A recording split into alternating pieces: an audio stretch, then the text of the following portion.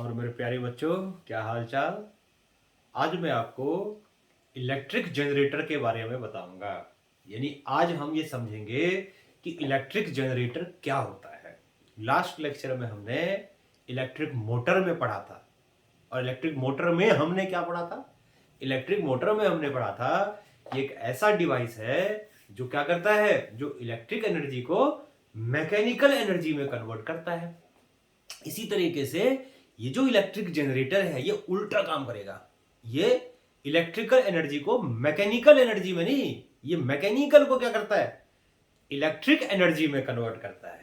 यानी कि इसमें हम क्या करेंगे, कॉइल को खुद रोटेट कराएंगे, और रोटेट कराने से उसके अंदर क्या होगा, इलेक्ट्रिक करंट सेटअप हो जाएगा। तो ये जो उसका वर्किंग है ये बेसिकली किस पर बेस्ड है?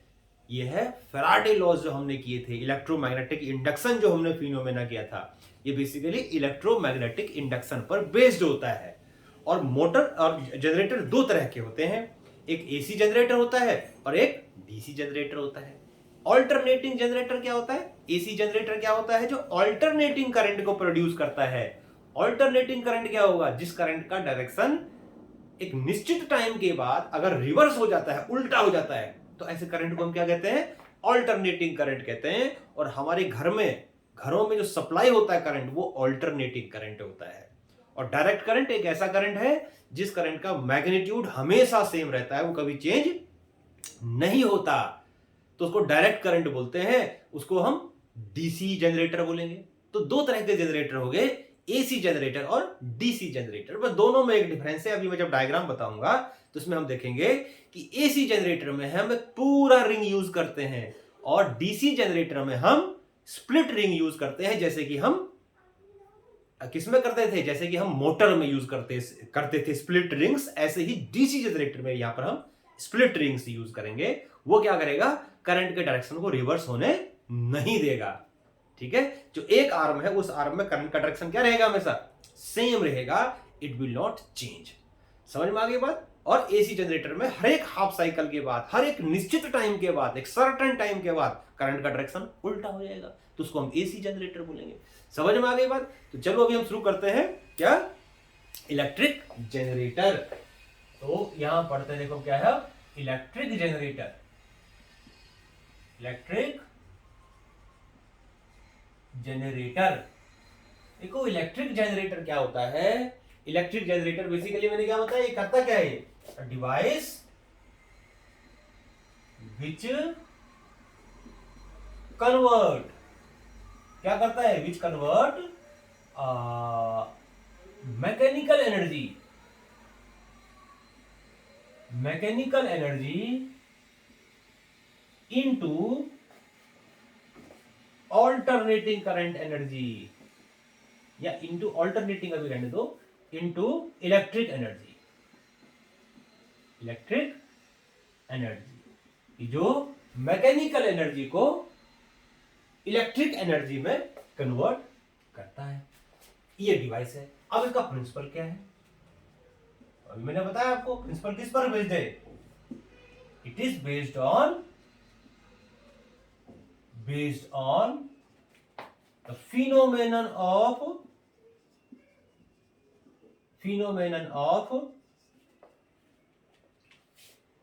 electromagnetic induction, electromagnetic induction. तो ये इलेक्ट्रोमैग्नेटिक इंडक्शन फिनोमेना पर बेस्ड होता है। इसको शॉर्ट में हम कभी कभी ईएमआई भी बोल देते हैं, तो ऐसे भी याद कर लो उसको, ईएमआई, यानी कि इलेक्ट्रोमैग्नेटिक इंडक्शन फिनोमेना पर ये बेस्ड होता है इसका वर्किंग। ठीक, अब इसका देखो कंस्ट्रक्शन बनाते कैसे, देखो उसको। तो कंस्ट्रक्शन के लिए मैं इसको मिटा रहा हूं, इसको आप पूरा नोट कर लो, क्योंकि जगह कम रहेगी इसलिए मैं इसको, मुझे हटाना पड़ेगा यहां से। तो कंस्ट्रक्शन बताने के लिए मैं इसको यहां से मिटा रहा हूं, आपने नोट कर लिया होगा उसको।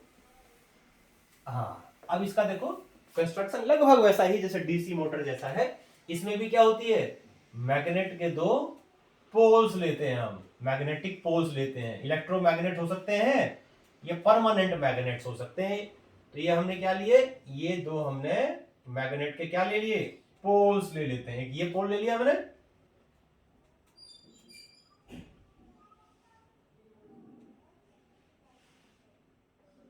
ये ले लिया, और दूसरा मैंने मान लो ये ले लिया मैंने मैग्नेटिक पोल।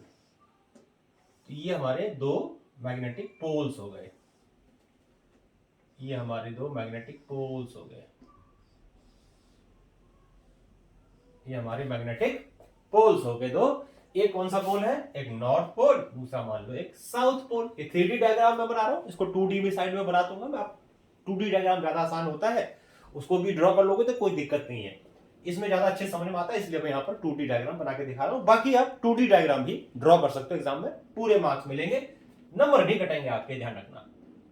ये हमारा एक कॉइल हो गया, वही जैसे हमने पहले लिया था वैसे इसमें भी हमने क्या कर दिया, एक कॉइल ले लिया,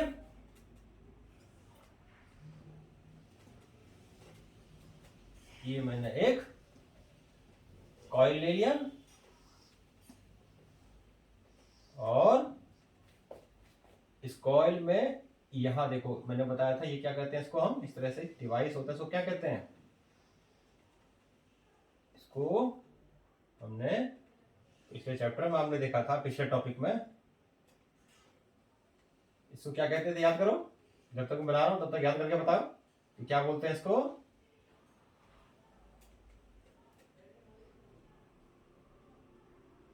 याद आया, याद करो भाई, क्या कहते थे इसको, इसको हम क्या कहते थे, याद करो, इसको हम कहते थे क्या, कम्यूटेटर बोलते थे, याद है, कम्यूटेटर, यस। अब देखो इसमें क्या होता है, ये ले लिया मैंने, और उसके बाद यहां पर मैंने बना दिए दो रिंग्स। अब इसमें ध्यान रखना है पूरा रिंग होता है इसमें, एक पूरा रिंग ये हो गया, एक पूरा का पूरा रिंग से कनेक्टेड होता है, ठीक है। उसमें स्प्लिट रिंग लिया था, इसमें स्प्लिट रिंग नहीं लेंगे, इसमें पूरा का पूरा रिंग लेंगे हम ये, और एक रिंग इसका ये हो गया। तो ये दो रिंग्स हो गए जिससे कनेक्टेड होते हैं,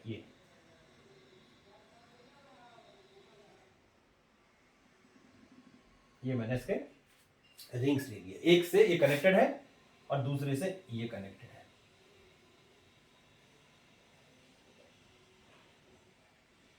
ये एक रिंग से कनेक्ट हो गया और दूसरे रिंग से ये कनेक्ट हो गया, तो दोनों रिंग्स एक दूसरे से, मतलब ये एक एक पूरा कंप्लीट रिंग होता है, एक ये रिंग हो गया और एक हमारा ये रिंग हो गया, ठीक है।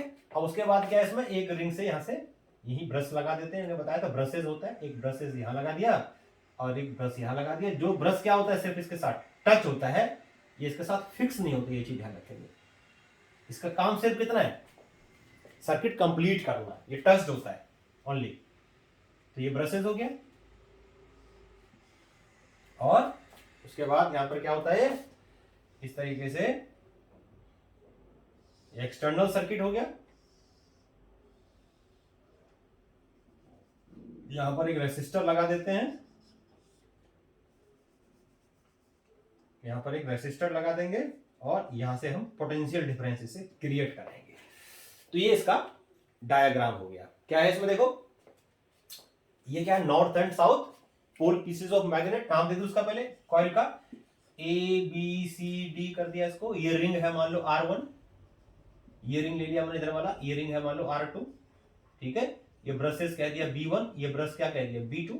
होल्ड कंप्लीट रिंग होता है, एसी जनरेटर में कंप्लीट रिंग होता है, ठीक है। इसको मैं ऐसे भी डायग्राम से दिखा सकता हूं, देखो 2D डायग्राम बनाएंगे तो ऐसे बना लो, कोई फर्क नहीं पड़ रहा है। ये हमने मैग्नेट के पोल्स ले लिए, ये नॉर्थ पोल है, ये साउथ पोल है, ये हमारा रेक्टेंगुलर कॉइल हो गया, रेक्टेंगुलर कॉइल हो गया, यहां से ये निकाल दिया एक, ये हमारा रेक्टेंगुलर कॉइल हो गया, ठीक है। एक रिंग यहां कनेक्टेड होता है, दूसरा रिंग यहां से कनेक्टेड होगा, ठीक है। एक ब्रश यहां लगा देते हैं ऐसे, एक ब्रश यहां लगा देते हैं ऐसे, और इस तरह से हमने सर्किट क्या कर दिया कंप्लीट, यहां से रजिस्टर लगा दिया, और यहां से हम लेते हैं आउटपुट वोल्टेज, यहां से हम आउटपुट लेते हैं, ठीक है। ये क्या है इसमें, A B C और D, और ये हो गया हमारा R1 और ये R2, और ये B1 और ये B2, इस तरीके से। और ये रेजिस्टेंस लगा लिया, लोड रेजिस्टेंस कभी कभी इसको बोलते हैं RL। ये हमारा इसका सर्किट डायग्राम हो गया, ठीक है। अब देखो इसमें होता क्या है, तो ये इसका पहले समझ लेते हैं, जैसे पहले लिखा था बिल्कुल वैसा ही है। तो सबसे पहले क्या होता है इसमें, देखो कंस्ट्रक्शन में क्या लिखेंगे, सबसे पहले क्या है इसमें, सबसे पहले लिखेंगे फील्ड मैग्नेट, फील्ड मैग्नेट। तो क्या लिखेंगे इसमें, north and south pole pieces, pole pieces of electromagnet या permanent magnet, permanent magnet act as pole pieces. ये इसमें कॉइल का एक्सेस ले लेते हैं हम, है ना, ये act as a pole pieces. ठीक है, दूसरा क्या है इसमें, देखो सेकंड चीज क्या है, कॉइल। कॉइल इसमें हमने क्या लिया, rectangular coil, rectangular copper coil, rectangular copper coil is, rectangular copper coil is placed between,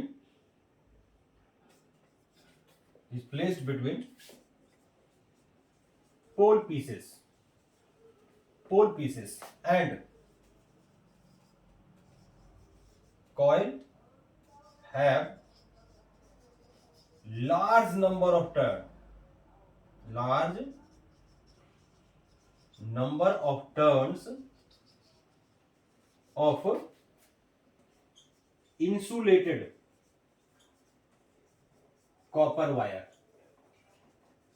insulated copper wire का मतलब, जैसे कॉपर के ऊपर कोई मान लो वायर है, वायर के ऊपर प्लास्टिक चढ़ी होती है ना, तो जब एक दूसरे के ऊपर लपेटेंगे तो वायर एक दूसरे कांटेक्ट में नहीं आएगा, क्योंकि उनके ऊपर इंसुलेटिंग लेयर का मटेरियल है, प्लास्टिक लगा हुआ है। तो कई सारे टर्न होते हैं इसमें, है ना, क्योंकि हर एक टर्न में कुछ ना कुछ करंट डेवलप होगा। जब बहुत सारे टर्न होंगे तो सबका करंट क्या हो जाएगा, एडअप हो जाएगा, तो ज्यादा करंट हमें मिलेगा, है ना, ज्यादा वोल्टेज हमें मिलेगा, ज्यादा करंट हमें मिलेगा। इसीलिए क्या कहते हैं इसको, कई सारे insulated copper turn, insulated copper wire के टर्न्स कॉइल के ऊपर लपेट देते हैं। मैंने बताया था इसको आर्मेचर कहते हैं, जिसके ऊपर लपेटते हैं इसको। आयरन का हम क्या करते हैं, इसमें आयरन का रेक्टेंगुलर सीट लेते हैं, उसके ऊपर इसको लपेटते हैं, वाउंड करते हैं, तो उसको हम क्या कहते हैं, आर्मेचर कहते हैं। तो इस तरीके से कई सारे टर्न्स होते हैं इसमें इंसुलेटेड कॉपर वायर के, क्योंकि ज्यादा कॉपर वायर होगा, इंसुलेटेड कॉपर वायर, तो हर एक वायर में, हर एक लूप में करंट डेवलप होगा, तो सारे करंट एडअप हो जाएंगे, तो we will obtain large amount of current. तो रेक्टेंगुलर कॉपर कॉइल हो गया, ठीक है। अब इसमें एक चीज और है कि ये क्या होता है कि कॉइल जो है वो रोटेट कर सकता है about its axis. Coil can rotate about its axis, coil can rotate about its axis, अपनी एक्सिस पे क्या कर सकता है, वो रोटेट कर सकता है, ठीक है। समझ में आ गई बात, और ध्यान रखना, चलो बाद में देखेंगे वर्किंग में इसको, ठीक है। तो ये हो गया इसका। अब आगे देखो इसमें क्या है, दूसरी चीज, तीसरी चीज क्या है इसमें, तीसरी चीज है इसमें स्लिप रिंग्स, स्लिप रिंग्स यानी कि R1 एंड R2, चलो उसको अंदर लिख देते हैं, स्लिप रिंग्स। ये क्या है, R1 and R2 are metallic rings connected to the ends of copper coil, ends of copper coil, or with rotation of coil, rings also rotate,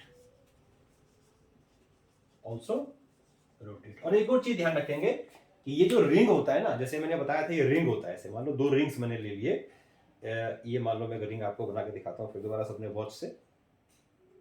मान लो ये मैंने एक रिंग लिया, तो रिंग जैसे होता है, तो रिंग के अंदर ये रिंग होगा, ऐसे उसके ऊपर लगा हुआ है रिंग, देख सकते हो ध्यान से, ये बड़ा सा मोटा सा हुआ है, लेकिन इसके अंदर इंसुलेटिंग मटेरियल कोई लगा होता है। इंसुलेटिंग मटेरियल का मतलब कि जो रिंग में करंट आएगा ना, वो उस पे ना जाए। ये जो बीच में लगा हुआ है, इसको मैंने बताया था आपको, इस चीज को क्या कहते हैं, ये जो बीच में लगा होता है इसको कहते हैं कम्यूटेटर। तो ये जो करंट है, इसको रिंग में जो करंट आएगा वो कम्यूटेटर के अंदर ना जाए, तो इसीलिए क्या करते हैं, इसके रिंग के अंदर में एक इंसुलेटिंग लेयर डाल देते हैं जिससे इसका करंट कम्यूटेटर में ना जाए। समझ में आ गई बात? तो उसमें डायग्राम में दिखाया नहीं, लेकिन ऐसा होता है, ये ध्यान रखेंगे। उसमें ऐसा ही डीसी जनरेटर उसमें भी होता था, मोटर में भी ऐसा ही होता था। तो ये हो गया कॉपर वायर। उसके बाद तीसरा क्या है, ब्रशेस। चौथा क्या है, ब्रशेस। तो ब्रशेस क्या है, देखो ब्रशेस भी वही चीज है कि B brushes B1 and B2 are metallic brushes, और ये भी यहां पर वही कॉन्टैक्ट में होते हैं, सिर्फ टच्ड होते हैं, फिक्स नहीं होते। Brushes kept in touched with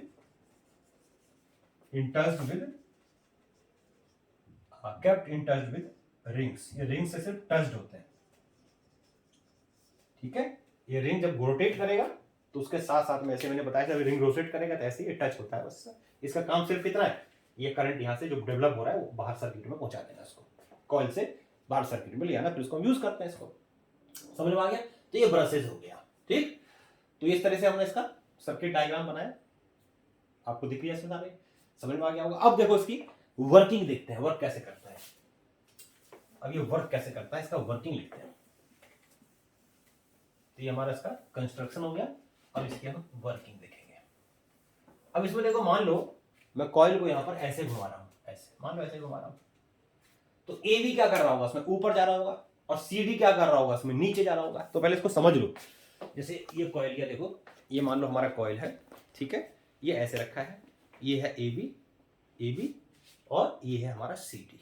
अब देखो इसमें क्या होता है, मैं कहा कि मैंने इसको ऐसे घुमा रहा हूँ, ऐसे एंटी क्लॉकवाइज बोलेंगे इसको, ऐसे घुमा रहा हूँ इसको, ठीक। तो जब इसको ऐसे घुमाऊंगा, मान लो पहले ऐसे था, तो ये है इसका ए बी, ये ए है, इसका बी है, मेरे से दूर ए है, मेरे पास का बी साइड है, ठीक है। और ए बी और ये क्या है इधर, ये सी है और ये डी है, ए बी सी और डी, ठीक है। अभी क्या होगा देखो, ये जब कॉइल ऐसे है और कॉइल जब ऐसे रोटेट करेगा तो ए बी क्या हो रहा है, ए बी ऊपर की साइड जा रहा है और सी डी नीचे की साइड जा रहा है ना, यहां तक देखो, यानी यहां तक क्या हो रहा है, देखो यहां तक ए बी ऊपर आ रहा है और सी डी नीचे जा रहा है, ऐसे, है ना, यानी कि ऐसे ए बी ऊपर और सी डी नीचे, है ना।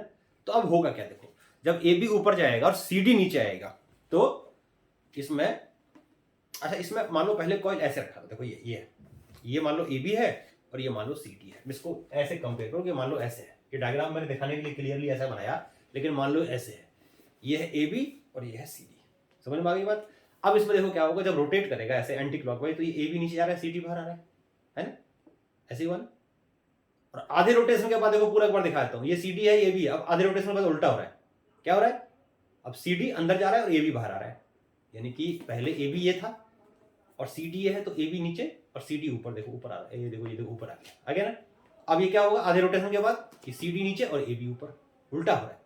तो हम देखते हैं कि आधा आधे रोटेशन में होता क्या है। देखो जैसे मान लो पहले ए बी था, ठीक, और ए बी ये इस तरह से, ये ए और ये मेरी साइड बी है, और ये ऐसे नीचे जा रहा है। तो नीचे का मतलब क्या है, इसका रिलेटिव मोशन नीचे की साइड है। देखो यहाँ पर, अब देखो ये क्या होता है, देखो ये क्या होता है, मैग्नेटिक फील्ड, ये क्या होता है इसमें करंट, ये होता है मोशन। तो मोशन किस तरह है इसका, मोशन जो इस कॉइल का, अभी मान लो मैं कह रहा हूँ कि ए बी कहाँ जा रहा है, ऊपर, ए बी कहाँ जा रहा है, ऊपर, और सी डी नीचे, ऐसे, है ना। ये ए बी है, ये सी डी है, ए बी नीचे जा रहा है और सी डी ऊपर आ रहा है। तो अगर ए बी को देखोगे, तो मान लो ए बी की बात पहले करता हूँ मैं, तो ए बी ये क्या रिलेटिव मोशन है, तो ए बी का मोशन कैसा, नीचे की तरफ है ना। ये रिलेटिव मोशन जो नीचे की साइड है, ए बी अगर ऊपर है तो ए बी ऐसे जा रहा था, तो ए बी नीचे की साइड जा रहा था, ठीक है। और देखो मैग्नेटिक फील्ड क्या है, इधर की साइड है, इधर की साइड, है ना, नॉर्थ से साउथ। तो इसमें करंट का डायरेक्शन क्या होगा, करंट का डायरेक्शन होगा इसमें ऐसे, ऐसे, ठीक। और इसमें देखो क्या है, सीडी क्या हो रहा है, सीडी बाहर आ रहा है, सीडी क्या हो रहा है, मैग्नेटिक फील्ड से बाहर आ रहा है, तो बाहर का मतलब ऊपर की साइड, ठीक है। और मैग्नेटिक फील्ड तो बाहर, मैग्नेटिक ये सीडी ये बाहर आ रहा है, और मैग्नेटिक फील्ड किस तरफ, मैग्नेटिक फील्ड उसी तरफ है। एक मिनट दोबारा एक बार और देख लेते हैं। देखो पहले ए बी की बात करते हैं, तो ए बी कहाँ जा रहा है, ए बी नीचे की साइड जा रहा है, तो ये क्या है, मैग्नेटिक फील्ड। मैग्नेटिक फील्ड को हमने इस डायरेक्शन में कर दिया, ठीक।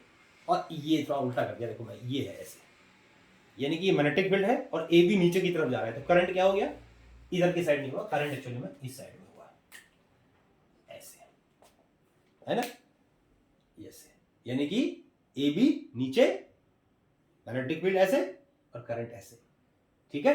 तो ए से बी की तरफ करंट हुआ। और सीडी की बात करो, सीडी क्या हो रहा है, ए बी नीचे आ रहा है, सीडी बाहर आ रहा है। सीडी क्या हो रहा है, सीडी बाहर जा रहा है। तो बाहर का मतलब क्या हो गया, ये क्या है, रिलेटिव मोशन बाहर की साइड हो गया, है ना। और ये क्या है, ये क्या है, मैग्नेटिक फील्ड, तो इधर कर दिया। तो इसमें करंट का डायरेक्शन देखो क्या है, देखो इसमें ऐसे होगा, यानी इसमें करंट का डायरेक्शन होगा ऐसे, सी से डी। तो अगर ए बी जा रहा है अंदर और सी डी आ रहा है बाहर, तो ए बी में करंट होगा ए से बी और सी डी में होगा सी से डी, ठीक। अब आधे रोटेशन के बाद क्या होगा, आधे रोटेशन के बाद अब देखो क्या हो जाएगा, अब ये उल्टा ऐसे आ जाएगा, यानी कि सी डी आ जाएगा ऊपर। अब सी डी में करंट का डायरेक्शन अब क्या होगा, देखो अब क्या होगा, आधे रोटेशन के बाद सी डी अंदर जा रहा है। अब तो सीडी जब अंदर आ रहा है, अब मैं सीडी की बात कर रहा हूं, सीडी कहां जा रहा है, सीडी अंदर की साइड जा रहा है। तो ये क्या है, रिलेटिव सीडी अंदर हो गया और मैग्नेटिक फील्ड ऐसे। तो अब ये सीडी हो जाएगा, करंट का डायरेक्शन अब यहां ए से बी था, अब क्या होगा करंट का डायरेक्शन, पहले सी से डी था, तो अब करंट का डायरेक्शन क्या होगा, उल्टा। यानी कि जब ये आधे रोटेशन के बाद आएगा, तो देखो मैं यहां बना देता हूं, ये आ जाएगा सी, यहां सी, और ये आ गया डी, ये हो गया बी, और ये हो गया ए। तो आधे रोटेशन के बाद अब क्या होगा, आधे रोटेशन के बाद जो सीडी पहले बाहर आ रहा था, अब सीडी जाएगा अंदर, ये अंदर की साइड कर दिया सीडी को, और मैग्नेटिक फील्ड है ऐसे। तो अब करंट का डायरेक्शन क्या होगा, देखो उसमें डी से सी की तरफ होगा, है ना। करंट का डायरेक्शन तो ऐसे ही होगा ना, लेकिन पहले ए से बी था, अब यहां पर आ जाएगा क्या, डी, और यहां पर आ जाएगा सी। तो अब करंट का डायरेक्शन डी से सी की तरफ होगा। पहले क्या था, सी से डी, जब सीडी साइड था तो करंट का यानी नीचे की साइड था सीडी, है ना। तो क्या था, सी से डी और उसका था ए से बी। अब आधे रोटेशन के बाद क्या होगा कि ये जाएगा सीडी। अब सीडी जो है, ये सीडी आ गया, तो सीडी अब अंदर जाएगा। सीडी पहले क्या था, ये ए बी और ये सीडी, तो ए बी अंदर सीडी बाहर, ये आगे देखो। अब क्या होगा, सीडी अंदर जाएगा। तो सीडी जब अंदर जाएगा, तो अंदर का मतलब सीडी अंदर गया, मैग्नेटिक फील्ड तो ऐसे ही है। करंट का डायरेक्शन अब क्या होगा, डी से सी की तरफ होगा, डी से सी की तरफ होगा। यानी करंट का डायरेक्शन आधे रोटेशन के बाद क्या होगा, करंट का डायरेक्शन क्या होगा, चेंज हो जाएगा। पहले सी से डी में था, अब डी से सी में है। तो जब इसका करंट का डायरेक्शन चेंज हुआ, तो फिर ए बी में भी चेंज हो जाएगा, ठीक। तो क्या होगा, पहले हाफ साइकिल में करंट का डायरेक्शन ए से ए बी में ए से बी है, और सी डी में सी से डी है। आधे रोटेशन के बाद करंट का डायरेक्शन सी डी में क्या हो जाएगा, डी से सी, और ए बी में हो जाएगा बी से ए। फिर दोबारा पहली वाली सिचुएशन आ जाएगी, फिर दोबारा से करंट का डायरेक्शन ए बी में क्या हो जाएगा, जब फर्दर रोटेट करेगा तो ए बी में ए से बी हो जाएगा, और सी डी में सी से डी हो जाएगा। फिर आधे रोटेशन के बाद फिर डायरेक्शन चेंज हो जाएगा। तो इसके बाद हम देख सकते हैं कि after every half rotation the direction of current becomes reverse. इसीलिए इसको क्या कहते हैं हम, एसी जनरेटर कहते हैं, क्योंकि इसमें जो करंट डेवलप होता है वो after every half rotation of the coil current का डायरेक्शन चेंज हो जाता है। तो इसको हम कहते हैं एसी जनरेटर। समझ में आ गया। अब इसको हम स्टेप बाय स्टेप लिखते हैं, फिर उसके बाद हम थोड़ा सा डीसी जनरेटर के बारे में भी समझ लेंगे। तो उसमें क्या होगा, अब देखो पहला वर्किंग, देखो ये काम कैसे करेगा, वर्क कैसे करेगा। सबसे पहले क्या होगा कि let A B move inside and C D move outside of magnetic field, of magnetic field. तो by Fleming right hand rule, direction of current, direction of induce current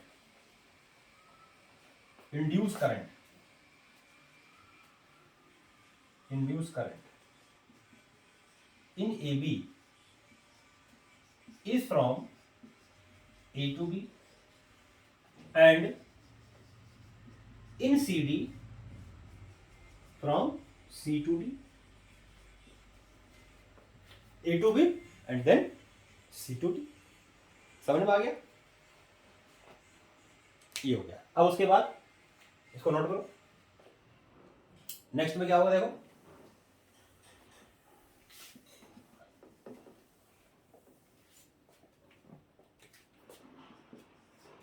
after next, या इन लिखो, in next half rotation, after नहीं, in next half rotation,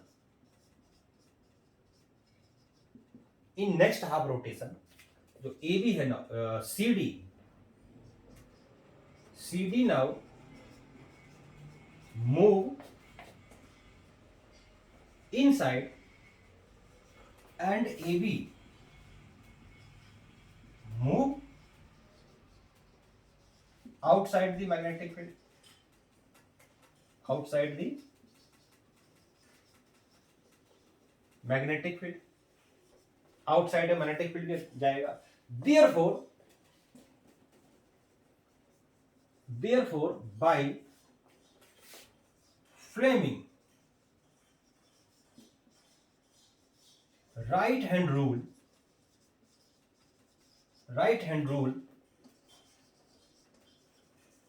direction of current in AB, in CD लिखो पहले, in CD is now from D to C, जो पहले C से D था D से C हो जाएगा, and in AB from B to A, पहले A से B था उसमें B से A हो जाएगा, है ना. ठीक है, तो पहले मान लो एंटी क्लॉकवाइज था, क्लॉकवाइज आ जाएगा, करंट का डायरेक्शन उल्टा हो गया. नोट करो उसको. ठीक,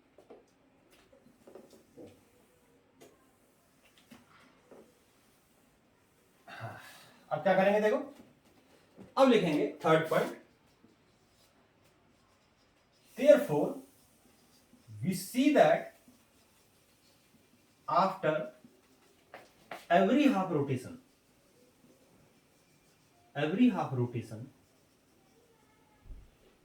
direction of current in coil becomes reverse. Direction of current in the coil again becomes reverse. Hence it is called AC generator. इसलिए क्या बोलते हैं उसको, AC generator बोलते हैं, called AC generator. This is called AC generator. समझ में आ गया. तो ये हो गया, देखो उसमें एसी जनरेटर, क्योंकि इसमें आफ्टर एवरी हाफ, ध्यान रखना एसी जनरेटर में हर एक हाफ रोटेशन के बाद डायरेक्शन क्या होती है इसकी, बदल जाती है. ठीक है, एक कंप्लीट, हम ये भी कह सकते हैं कंप्लीट रोटेशन में 2 बार करंट का डायरेक्शन चेंज होता है, और उसको क्या कहते हैं फिर हम, ऑल्टरनेटिंग करंट कहते हैं. ठीक है, तो ये हमारा एसी जनरेटर हो गया. समझ में आ गया. अब इसमें अगर मैं यही समझा देता हूं कि अगर मान लो डीसी जनरेटर लिखने के लिए आ गया, तो डीसी जनरेटर में आप क्या करोगे, डीसी जनरेटर में इसी में मॉडिफाई कर देता हूं मैं और आपको समझा देता हूं, बाकी तो लिखना वैसा ही है.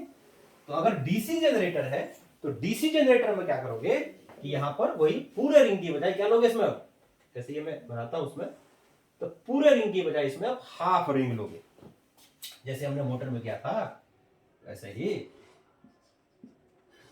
इसमें हम जैसे हमने ये लिया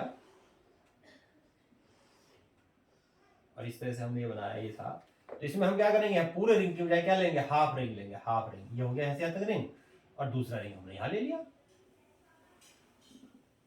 मतलब हाफ रिंग लिए, ये हाफ रिंग से इसमें लेते हैं.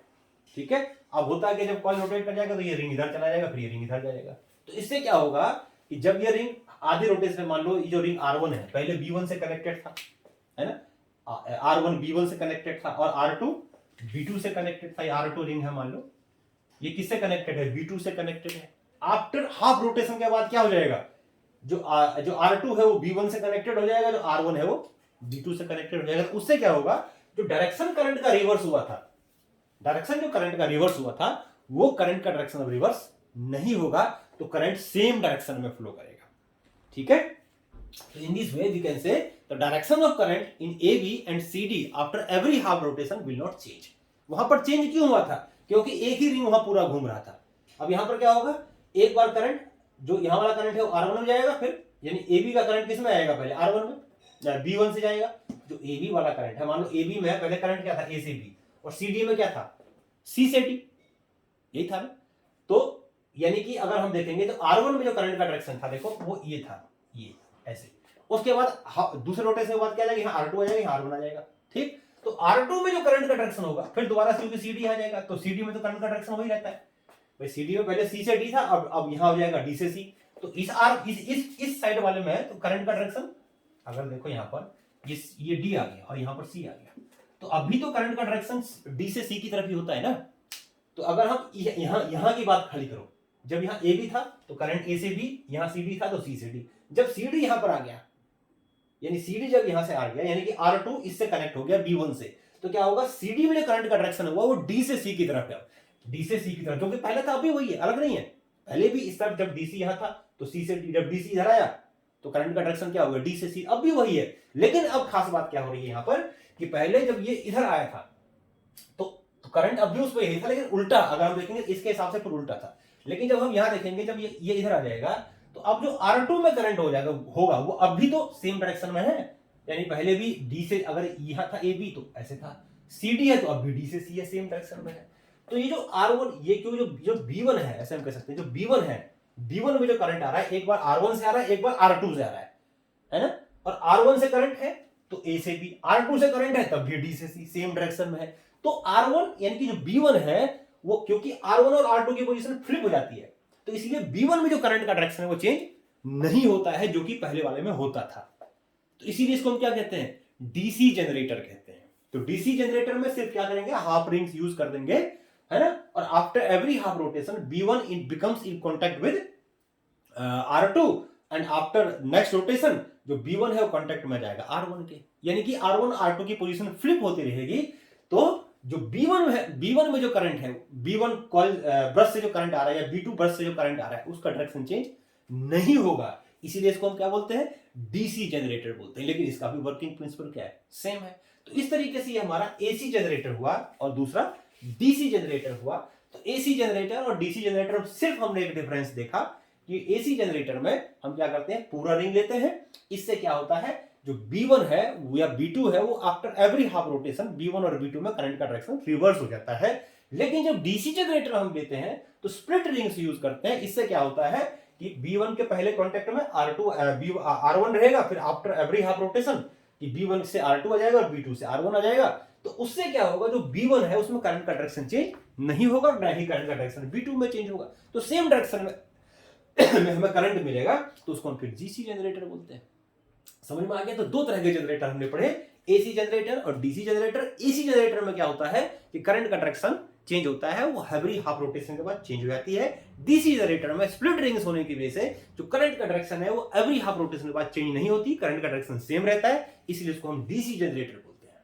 समझ में आ गई बात। और एसी जनरेटर में चेंज होता है आफ्टर एवरी हाफ रोटेशन। तो मैंने एक चीज और देखो, जो हम घरों में अपने यूज करते हैं, क्योंकि हमारे घर में ऑल्टरनेटिंग करंट आता है, तो अपने हाउसेज में या फैक्ट्रीज में जो हम यूज करते हैं वो एसी जनरेटर यूज करते हैं। समझ में आ गया। इंडिया के अंदर जो हमारे यहाँ जो ऑल्टरनेटिंग करंट आता है, उस ऑल्टरनेटिंग करंट की जो फ्रीक्वेंसी होती है पता है कितनी होती है, 50 हर्ट्ज होती है। इंडिया के अंदर या हमारे देश में जो ऑल्टरनेटिंग करंट सप्लाई होता है, ठीक है, उसकी फ्रीक्वेंसी कितनी होती है, 50 हर्ट्ज होती है। 50 हर्ट्ज का मतलब क्या है, उसका जो टाइम पीरियड है वो 1/50 सेकंड है। 1/50 सेकंड, क्योंकि फ्रीक्वेंसी जो होती है वो टाइम का हमेशा ध्यान रखेंगे उल्टा होता है ना। 1/50 सेकंड है टाइम पीरियड। तो इसका मतलब ये हो गया कि मैंने बताया कि हर एक टाइम पीरियड के आधे टाइम पीरियड में, हर एक टाइम पीरियड के आधे टाइम में करंट का डायरेक्शन चेंज हो जाता है। तो इसका मतलब ये हो गया कि यहां पर इंडिया के अंदर जो ऑल्टरनेटिंग करंट होता है उसका डायरेक्शन कितना टाइम बाद चेंज होता है, इसके आधे टाइम के बाद, यानी कि 1/100 सेकंड के बाद करंट का डायरेक्शन चेंज हो जाता है। क्यों? क्योंकि उसका जो टाइम पीरियड है वो 1/50 सेकंड है, और 1/50 सेकंड का आधा कितना हो गया, 1/100। तो इन इंडिया जो हम एसी जनरेटर यूज करते हैं, उस एसी जनरेटर में हर एक हाफ रोटेशन का टाइम पीरियड इतना होता है, इतना, यानी कॉइल है यहां से यहां तक गया 1/100 टाइम में, फिर अगला रोटेशन 1/100 टाइम में करेगा। तो टोटल रोटेशन में कितना टाइम लिया, इसका डबल कर दो हाफ रोटेशन, यानी 1/50। ठीक है। तो इंडिया के अंदर जो डोमेस्टिक सप्लाई होती है करंट की, ऑल्टरनेटिंग करंट की, वो इतने हर्ट्ज की होती है या इतना उसका टाइम पीरियड होता है।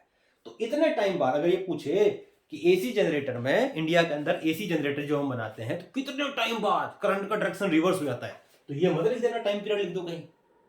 एक टाइम पीरियड में करंट का डायरेक्शन 2 बार चेंज होता है ना।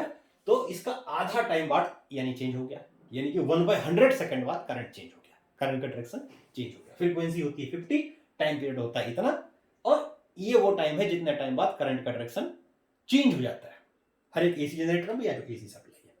समझ में आ गया। तो हमारे यहाँ जो सप्लाई होती है एसी इंडिया के अंदर, लिख देता हूं देखो, domestic supply in India, India के अंदर, in India domestic supply in India is at 220 volt voltage होता है और 50 हर्ट्ज फ्रीक्वेंसी होती है। ये इंडिया के अंदर ये ऑल्टरनेटिंग करंट की सप्लाई होती है। और ऑल्टरनेटिंग करंट की ही सप्लाई क्यों होती है, उसको जब तुम बड़ी क्लासेस में जाओगे तो वहां देखोगे कि ऑल्टरनेटिंग करंट की जब हम सप्लाई करते हैं ना, तो उसका आसान इजी ट्रांसमिशन होता है, और दूसरी चीज उसमें एनर्जी में लॉस भी कम होता है। तो इजी ट्रांसमिशन होता है और एनर्जी में लॉस कम होती है, इसीलिए एसी को हम सप्लाई करते हैं, डीसी को सप्लाई नहीं करते। समझ में आ गया। तो ये सारी चीज हमारी ऑल्टरनेटिंग करंट से मैंने बताया कि जो एसी जनरेटर होता है, और उसी को फिर मैंने थोड़ा सा मॉडिफाई करके डीसी जनरेटर बताया। तो ये हमारा इलेक्ट्रोमैग्नेटिक इंडक्शन का पार्ट हो गया खत्म। ठीक है।